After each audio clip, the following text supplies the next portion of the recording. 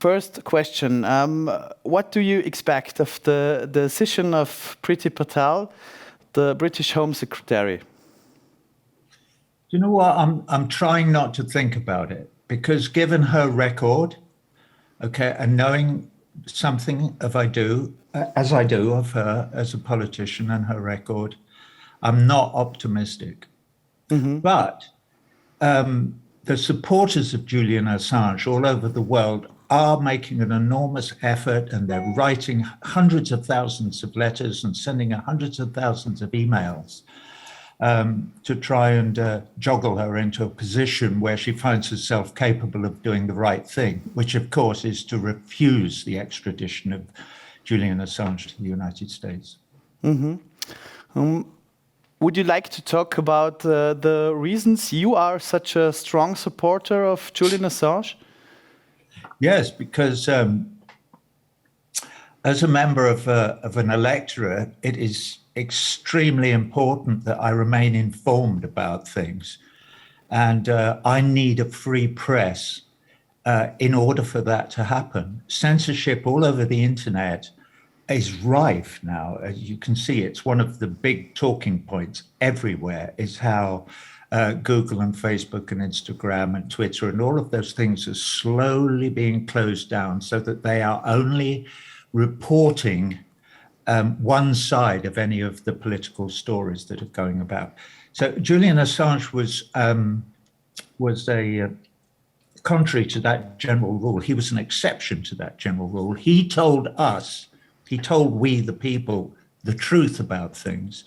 One truth he told us was about the collateral murder of the two journalists and other innocent men in Baghdad in 2007, which was released by Chelsea Manning. No, she released it in 2007. That's when the story started. I'm not sure when the event took place, maybe earlier, 2004. And that is what they didn't like, because he exposed the fact that American servicemen and the American General Command in Iraq were committing heinous war crimes.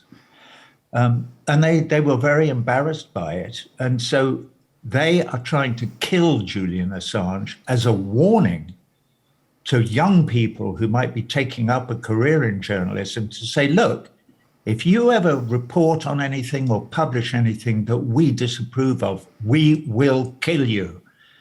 This is not a world that I want to live in. I want to live in a world where people are free to express their opinions. Interestingly enough, on my Wall tour, worldwide tour of the Wall show in 2010, I, every night, used video of that collateral murder in my show. So if Julian is going behind bars, I should be too. I published that as well, as did the New York Times and the Guardian newspaper from London and the Washington Post, among others. But they have singled him out because he is the brain behind this idea that we should have access to information to tell us what our governments are doing in our name, particularly if they're committing war crimes or any crimes.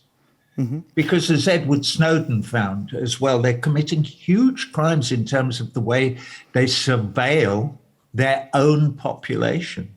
That's why Edward Snowden has to live in Moscow now. He can't go back to the United States. They would lock him up too for a very long time.